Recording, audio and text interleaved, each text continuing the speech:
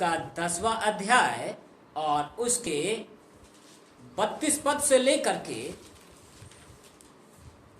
और 39 पद तक, जबकि 37 से 39 पद तक को हमने बीच बीच में लिया है अपने इस शिक्षा के अंदर।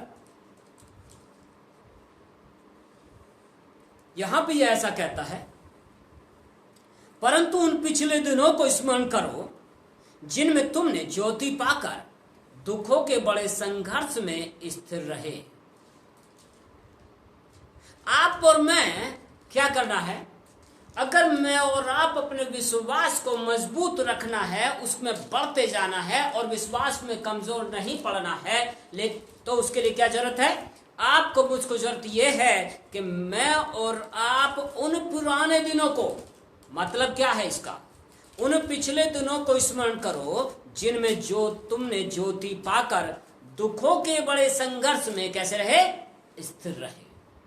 अब इसका मतलब यह है कि जब मैंने और आपने प्रभु यीशु मसीह को जान लिया, जब मैं और आप प्रभु यीशु मसीह को मानने लगे, तो उन दिनों को हम स्मरण करें तो हम कहीं ना कहीं समस्याओं के मध्य, हम कहीं ना कहीं अपने जीवन में बीमारी या और दूसरी चीजों में ग्रस्त थे, और वहां पे उन परिस्थितियों के मध्य में, उन दुखों के मध्य में हमने यीशु मसीह को अपना उद्धार करता करके क्या कर लिया?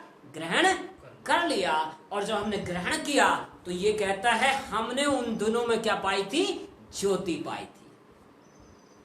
ये इस बात को प्रकट कर रहा है कि हमने उन दिनों में ज्योति को पाया, और ज्योति को पा करके हम कैसे हो गए? उन दुखों के बड़े संघर्ष में कैसे हो गए? स्थिर हो गए। पहले चंचलता थी, पहले कमजोरी थी, परिस्थिति वही थी, पर जैसे ही यीशु मसीह मेरी और आपकी परिस्थिति के मध्य में आए, हमें क्या पाई? एक ज्योति को पाया, और उन ज्योति के द्वारा हम हमारे अंदर क्या आ गई? स्थिरता आ गई। बेशक मेरी परिस्थिति खराब है, बेशक मैं समस्या में हूं, बेशक मैं बीमारी में हूं, लेकिन जब मैंने यीशु को जान लिया है, और यीशु कौन है? उन दिनों में जब हमने उद्धार करता करके ग्रहण किया, तो हमने जाना कि यीशु मसीह सर्वशक्तिमान ईश्वर है। और वो उस समय जो हमने आनंद को पाया, उस समय जो हमने ज्योति को पाया, प्रियो, वही कारण था क्योंकि हमने ज्योति में क्या हो गए? स्थिर हो गए। अपनी परिस्थितियों के मध्य में हम स्थिर हो गए कि प्रभु मेरी परिस्थिति में मौजूद है और मैं इससे पार पाऊंगा, क्योंकि सर्वशक्तिमान ईश्वर मेरा क्या बन गया? स्वयं परमेश्वर बन गया, मेरा पिता बन गया। तो ये कह रहा है, अगर आज के परिवेश में भी, अगर हम अंतिम क्षणों में भी, अपने जीवन के आखिरी क्षणों में क्यों ना हो, एज के हिसाब से भी, लेकिन अगर हम कैसी भी परिस्थिति मध्य में क्यों ना हो, लेकिन अगर हम उस पल को याद करें कि कैसे परमेश्वर ने अपने आनंद से भरा था, कि कैसे परमेश्वर ने अपनी ज्योति से भरा था, तो प्रियो हमें आत्मिक उन्माद होगा, हमें आनंद होगा। और जब हमें आनंद होगा तो हम टूटने नहीं पाएंगे, हम गिरने नहीं पाएंगे, लेकिन हमें वही भरोसा आएगा, मेरा परमेश्वर मेरे साथ है, और जब परमेश्वर मेरी ओर है तो कौन मेरा विरोधी हो सकता है? आमेन। सो मुझको आपको यहां पे आने की जरूरत है, लेकिन आज लोग उस क्षणों को स्मरण नहीं करना चाहते। लेकिन बाइबल यहां पे क्या कह रही है? कहता है उन पिछले दिनों को स्मरण करो जिनमें तुमने ज्योति पाकर दुखों के बड़े संघर्ष में स्थिर रहे। और क्या हुआ? कभी कभी तो यों कि तुम निंदा और कलेश सहते हुए तमाशा बने। जब शुरू में व्यक्ति प्रभु को जानता है, तब क्या होता है? हमारी निंदाएं होती हैं, लोग हमें सताने की कोशिश करते हैं। और सताते कहां? सताव कहां शुरू होता है? परिवारों से शुरू होता है, हमारे गली मोहल्लों से शुरू होता है। और ये कहता है, इसका मतलब ये है, ये उन्हीं दिनों की बात कर रहा है कि उन दिनों में लोगों ने जब हमारे विषय में कहा, विरोध किया, निंदा कही, पर हम तब भी स्थिर रहे, हम तब भी मजबूती में खड़े रहे। और तब क्या हुआ? उसके बाद कहता है कभी कभी तो, कभी यूं कि तुम उनके साजी हुए जिनकी दुर्दशा की जाती थी। मतलब क्या है? हर तरह की निंदा, हर तरह का क्लेश खुद तो अपनी परिस्थितियों में तो है ही, लेकिन लोगों के द्वारा भी क्या किए जा रहे हैं, सताए जा रहे हैं, लोगों के जो द्वारा भी टोंट कसे जा रहे हैं। पर हमारे अंदर जो आनंद आ गया था, हमारे अंदर जो ज्योति आ गई थी, हमने उसको लेकर के हर परिस्थिति, हर निंदा को क्या कर लिया, दूर कर दिया।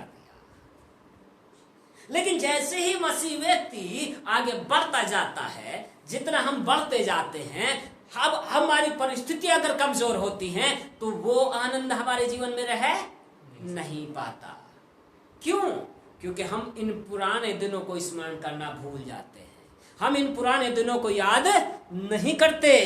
और जब अगर हमने निंदा सहते हुए, जब हमारी दुर्दशा भी कई बार वह हुई, लोगों के सामने बेइज्जत भी हुए, लेकिन उस समय पे अगर हम जो है प्रभु के आनंद में होकर के आगे बढ़ने के लिए भरसक प्रयास किया, तो आज क्यों नहीं कर सकते? हालेलुया! आज क्यों नहीं कर सकते? क्योंकि पृथ्वी पे जब मनुष्य का पुत्र आएगा इन अंतिम दिनों में, तो वो क्या करेगा? क्या वो विश्वास को पाएगा? तो जब हमने यीशु को जाना था शुरुआती दिनों में, उस विश्वास और आज का उस विश्वास, हम उसको कंपेयर कर लें कि हम आज कहाँ खड़े हुए हैं। हम उस आत्मिक उन्माद में थे जहां पे हम जो अपने खाना खाना भूल जाते थे, जहां पे सिर्फ प्रभु और उसका वचन और उसी में हम रहते थे। लेकिन आज देखें तो हमारी जिंदगियों में ये चीजें क्या हो गई हैं? दूर हो गई हैं। विश्वास कहां से आता है? रोमियो 10:17 कहता है, विश्वास आता है सुनने से, और सुनना मसीह के वचन से। पर जब वचन हमारे जीवनों में नहीं रहा, जब हमारे जीवनों में बातें तो हैं, विश्वास की बातें हैं, पर वचन नहीं है, पर जब वचन नहीं होगा तो विश्वास कैसा हो जाएगा? मर जाएगा। विश्वास धराशायी हो जाएगा, विश्वास में कमजोरी आ जाएगी। इसलिए पौलुस यहाँ पे जिक्र करता है, उन पिछले दिनों को स्मरण करो जहां पे कैसे कैसे हो गए, लोगों के सामने कल तुमने निंदा सही, तुमने कलेश सहते हुए तमाशा बने। लोग, अरे देख ईसाई जा रहा है, मसीह बन गया ये, है ना, ये क्या हो गए? कलेश सहते हुए तमाशा बने। और कभी यूं कि तुम उनके साजी हुए जिनकी दुर्दशा की जाती थी। ऐसे लोगों के साथ भी कई बार हम साजी हो गए, मतलब उन लोगों के जिनकी दुर्दशा हुई थी पहले, हम भी क्या हो गए? कभी कभी क्या होता है कि हम कहीं तो 2 लोग निकल गए प्रचार के लिए, और कभी कभी क्या हो गया, वहां से हमें सताव का सामना करना पड़ गया, तो हम क्या हो गए? उस दुर्दशा में भी कई बार फंस गए। और क्या हुआ? कहता है, क्योंकि तुम कैदियों के दुख में भी क्या हुए? दुखी हुए। ये कैदी कौन से? 2 तरह की कैदी। एक वो कैदी जो सुसमाचार के कारण क्या कर दिए गए? कैद में डाल दिए गए। एक वो कैदी जिनको दुष्ट ने क्या कर रखा है? अपने बंधनों में जकड़ा हुआ है। जब हमारे प्रियो को क्या किया गया, जो विश्वास के योद्धा हैं, उनको कैद में डाला गया, तो कई बार उनके लिए घुटने टिका करके हमने प्रार्थनाएं करी, उनके कारण दुखी हुए। क्योंकि पतरस जब कैद के अंदर था तो कलीसिया क्या कर रही थी? लो लगा करके प्रार्थना कर रही थी। लेकिन जैसे ही आप एक और चीज को देखिए, अगर हम प्रचारक हैं, अगर हमारे अंदर ये है कि नहीं मेरा भाई भी बच जाए, मेरी बहन भी बच जाए, मेरे आस पड़ोसी भी बच जाए, तो हम क्या करते हैं? कई बार उपवास प्रार्थना रख रख करके उनके लिए क्या होते हैं? दुखी भी होते हैं कि प्रभु मेरी ये विनती है, ये भी क्या हो जाए? बच जाए। तो ये कहता है, क्योंकि तुम कैदियों के दुख में भी क्या हुए? दुखी हुए, और अपनी संपत्ति भी आनंद से क्या कर दी? लुटने दी। हालेलुया! अपनी संपत्ति भी आनंद से लुटने दी, यह जानकर कि तुम्हारे पास एक और भी उत्तम और सर्वदा ठहरने वाली संपत्ति है। मतलब जो तुम्हारे पास था उस पे तुमने क्या किया? मन न लगाया, क्योंकि हमारा मन किस पे है? उस संपत्ति पे जो पहला पत्रस कहता है कि तुम्हारी संपत्ति, तुम्हारे खजाना जो परमेश्वर के यहाँ पे रखा हुआ है, उसकी रक्षा की जाती है किसके द्वारा? परमेश्वर की सामर्थ के द्वारा। लेकिन कैसे? आपके विश्वास पे। अगर हमारा मन इसमें रहा तो प्रियो वो संपत्ति को कोई छीन नहीं सकता। बाइबल कहती है यहाँ पे क्या होता है, चोर ले जाता है, कीड़ा लग जाता है, काई खा जाती है, क्योंकि कई लोग क्या करते हैं, नीचे छिपा छिपा के रखते, मालूम पड़ा निकाल लिए और उसमें क्या बन गया, काई लग गई, उसमें जो है कीड़े लग गए। मालूम पड़ा कि वो तो नहीं हुए कि अभी रखे ही थे, आज ही लेके आया और कोई आया और सीधे कान पे रखा और सब कुछ उठा के चला गया।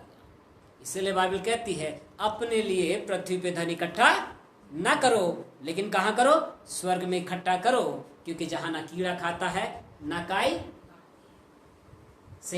ना चोर सेंध मारता है, ना कीड़ा खाता है और ना ही काई भी लगती है। सो मेरे प्रियो, हम करें कैसे इस चीज को? जब हम लोगों को प्रभु के प्रेम के विषय में बताते हैं, जब हम बताते हैं कि यीशु का आगमन निकट है, इसलिए हम अपने जीवनों को क्या कर लें, ठीक कर लें, उसको अपना उद्धारकर्ता करके ग्रहण कर लें। तो गलातियों की पत्री कहती है कि जब हम आत्माओं को, जब हम लोगों को प्रभु के भवन में लेके आते हैं और उनके अपने उद्धार के लिए, वो क्या है, हमारा बयाना है, वो हमारी जिंदगी का क्या है, बयाना है। सो प्रियो, जब हम लोगों को लाते हैं तो हम क्या कर रहे हैं, हम उन पे एहसान नहीं कर रहे। किस पे एहसान कर रहे? हम खुद पे एहसान कर रहे हैं। क्यों? क्योंकि ये हमारे लिए क्या है, परमेश्वर के राज्य में प्रवेश करने का बयाना है। जैसे हम कोई जमीन जायदाद परचेज करते हैं तो उसमें क्या करते हैं, हम पहले बयाना देते हैं। वैसे ही आत्माओं का उद्धार, जब हम उनको प्रभु के प्रेम और उसमें खींच के लेके आते हैं तो वो हमारे खुद के उद्धार के लिए बयाना है। और ये परमेश्वर ने ठहराया है।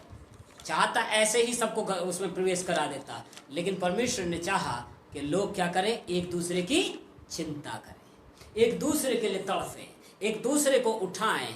और यहां से परमेश्वर यही चाहता है प्रियो।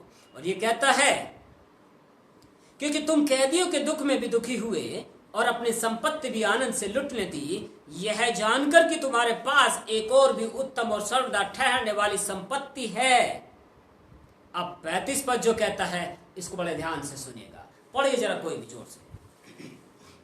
इसलिए अपना हियाव न छोड़ो, क्योंकि उसका प्रतिफल बड़ा है।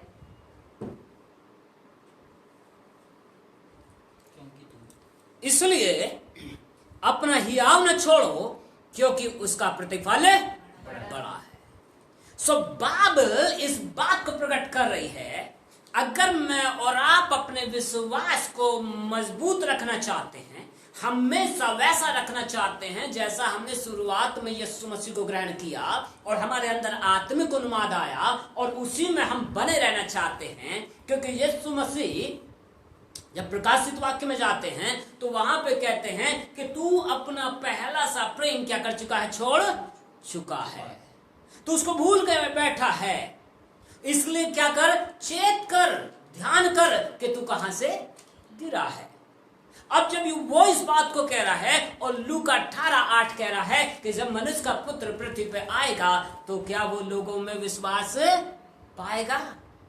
सो दोनों चीजें क्या कर रही हैं, उसी ओर इशारा कर रही हैं। और यहां जो कहता है, इसलिए अपना हियाव ना छोड़ो, इसलिए अपना हियाव ना छोड़ो, लेकिन क्या करो, क्योंकि उसका प्रतिफल बड़ा है।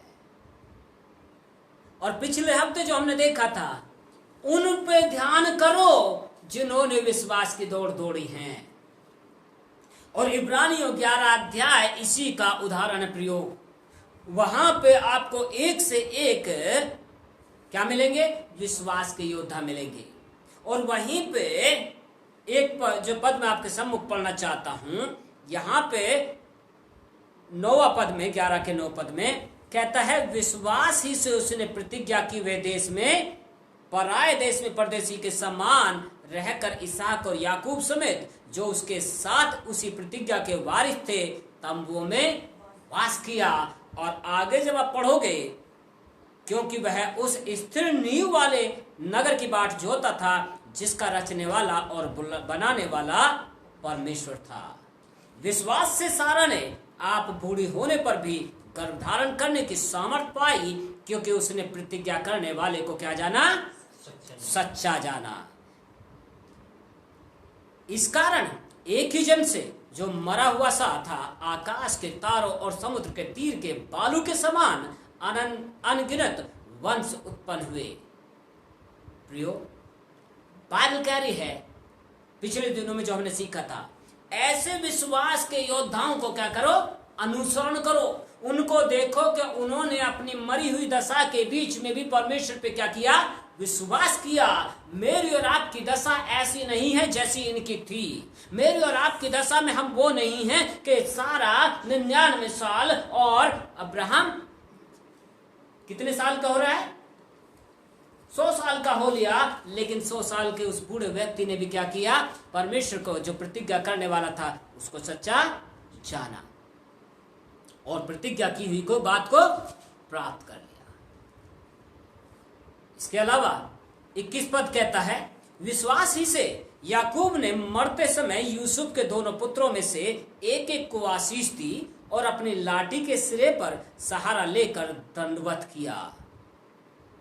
विश्वास ही से यूसुफ ने जब वह मरने पर था तो इस्राएल की संतान के निकल जाने की चर्चा की और अपनी हड्डियों के विषय में आज्ञा दी। विश्वास के द्वारा यूसुफ ने क्या किया? एक भविष्यवाणी की कि इस्राएल आज मिस्र में क्या है? गुलाम है, लेकिन ये क्या करेगा? ये निकलेगा और मेरी हड्डियों को भी यहाँ पे मत छोड़ना, इनको भी क्या करना? अपने उस देश में प्रतिज्ञा हुए किए हुए देश में लेके के जाना। मेरे प्रियो, आज हमारे जीवन कहाँ पे है? आज हम किस ओर चल रहे हैं? जब क्या मनुष्य का पुत्र आएगा तो क्या हम में वो विश्वास पाएगा? यदि मैं और आप आज इस स्थिति को नहीं समझ सकते, यदि मैं और आप आज की परिस्थितियों में ठीक से अपने विश्वास को मजबूती में नहीं रख सकते, तो हम किस चीज को रखेंगे? ये कहता है, इसलिए अपना हियाव न छोड़ो, क्योंकि उसका प्रतिफल बड़ा है। क्योंकि तुम्हें धीरज धरना आवश्यक है, ताकि परमेश्वर की इच्छा को पूरी करके प्रतिज्ञा का फल पाओ। धीरज धरना, कई बार जीवन में कई बार क्या होता है कि लोग चाहते बस तुरंत हो जाए, लेकिन कई चीजों के लिए धीरज धरना पसंद नहीं करते। लेकिन धीरज धरना इसलिए होता है ताकि उसके बीच में हम परमेश्वर की मर्जी को क्या कर सके? पूरा कर सके, परमेश्वर की मर्जी को जान सकें और उसकी इच्छा को पूरी करके हम क्या कर लें? प्रतिज्ञा का फल प्राप्त कर लें।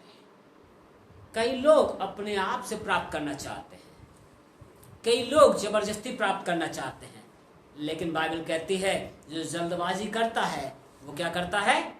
अपने आप को दुखों से छली करता है। लेकिन जो धीरज धर के परमेश्वर की बाट जोहता है वो क्या करेगा? वो प्रतिज्ञा की हुई वस्तु को प्राप्त करेगा। क्योंकि अब बहुत ही थोड़ा समय रह गया है, 10:37, क्योंकि अब बहुत ही थोड़ा समय रह गया है जबकि आने वाला आएगा और देर न करेगा। पर मेरा धर्मी जन विश्वास से जीवित रहेगा, और यदि वह पीछे हट जाए तो मेरा मन उससे प्रसन्न ना होगा। पर हम हटने वाले नहीं कि नाश हो जाएं, पर विश्वास करने वाले हैं कि प्राणों को बचाएं। इसलिए मेरे प्रियो, ये सारी बातों पे ऑलरेडी मैं प्रीच कर चुका हूँ, इस पे ऑलरेडी मैं आपको व्याख्यान दे चुका हूँ। पर एक बात जान लीजिए कि यीशु जब आएगा, जब आपका प्रभु आएगा, मेरा प्रभु आएगा, तो क्या आप में विश्वास पाएगा? लेकिन अगर आप अपने विश्वास को मजबूत नहीं रख सकते तो आप और मैं उसको देख भी नहीं सकते। पर यह कहता है कि हम हटने वालों नहीं में से नहीं है कि हम नाश हो जाएं, लेकिन हम वो हैं जो विश्वास से चलते हैं ताकि हम अपने प्राणों को बचा लें। आमीन। और इसलिए कहता है, इसलिए अपना हियाव न छोड़ो। यदि आज आपका हियाव गिर गया है, यदि आप अपने आप में कमजोर पड़ गए हैं, तो आज अपने आप को मजबूती में लेके आइए और उसके चरणों में अपने आप को रखते हुए आगे बढ़िए। और कहता है तुम्हें, क्योंकि उसका प्रतिफल बड़ा है। प्रियो, आप और मैं सिर्फ विश्वास की बात करने वाले लोग ना रहे, लेकिन आप और मैं विश्वास की क्रिया भी करने वाले रहे, क्योंकि विश्वास में प्रतिज्ञाओं का फल बड़ा है।